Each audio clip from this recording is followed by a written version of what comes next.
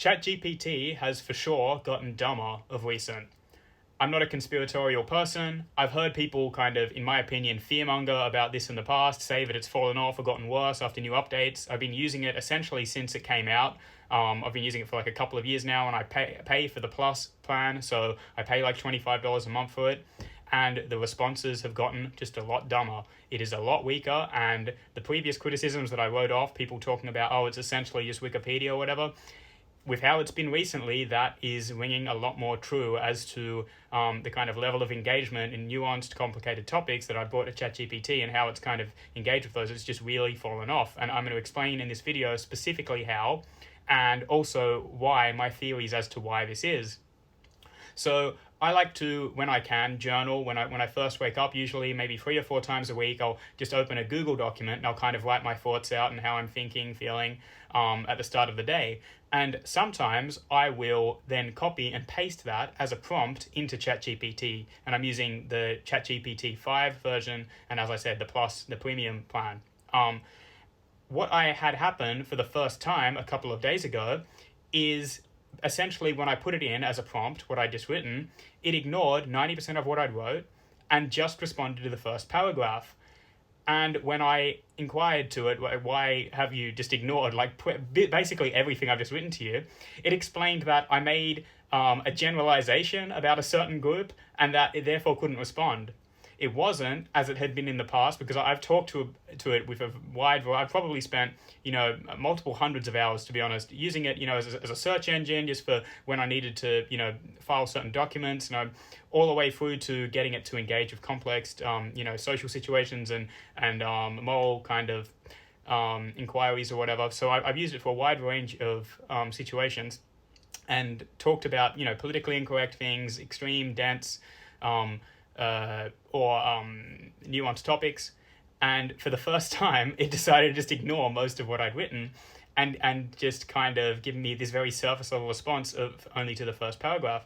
So I then had to edit my initial prompt quite a lot in order to even get it to engage. It was very weird to me. There was nothing specifically, like I wouldn't say there was anything hateful in my post in any regard. I was just trying to ascertain as to why certain groups had certain perceptions. It was just, it just did not want to engage with it. That's just one kind of exemplification of what I've seen. The broader point of me making this video is, at least over the past month, for certain, I have seen, just to put it in as broad strokes as possible, it's lost IQ. It's lost like 20 IQ points. The thing is way dumber than it was before. In the past, I could talk, using my voice for 10, 20 minutes. I could lay out a whole social situation with, different kind of characters and explain, really trying to understand why a certain situation was making me feel a certain way. And I could get genuine insight. It was able to synthesize different pieces of information and ask relevant questions where I needed it to, and provide a response that genuinely built upon what I'd asked of ChatGPT. It doesn't do this anymore. It's still quite obsequious. It still is quite validating of bad ideas. But instead of having this more kind of inquisitive nature, asking the right questions about things, it just kind of decides to pick and choose the parts of your prompt that it feels it can respond to, and it gives you essentially, it just gives you that, right? The nature of it, to me, it's not that it's less human or anything, it's just way less sophisticated. And it made me think why this might be the case. Well, in the past couple of months, we've had, in terms of in my life, I would say the most high-profile political assassination, that of the killing of Charlie Kirk.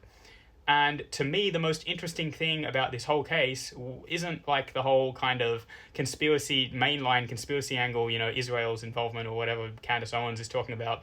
To me, the most interesting piece of information in regards to this, and I promise I'm building up to something here, this actually even relates to AI, is it came in the Turkey Tom video talking about the relationship between the alleged killer Tyler Robinson and his boyfriend Lance Twiggs. What was mentioned was that Twiggs was spending days at a time sometimes on heavy psychedelic drugs, in his weird, crazy state. He was spending days at a time talking with ChatGPT, sometimes in different languages.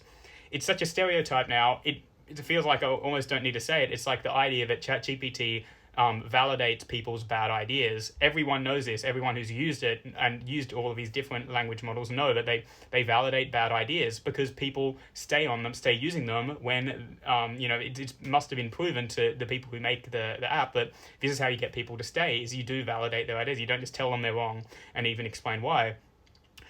And the most that was revealed in that video by Turkey Tom. And so to me, the most interesting piece of information that I'd like revealed is what exactly was this boyfriend, and by extension, what was the alleged killer himself, if at all. What was Tyler Robinson saying to ChatGPT? What was the boyfriend saying and supposedly, getting validated?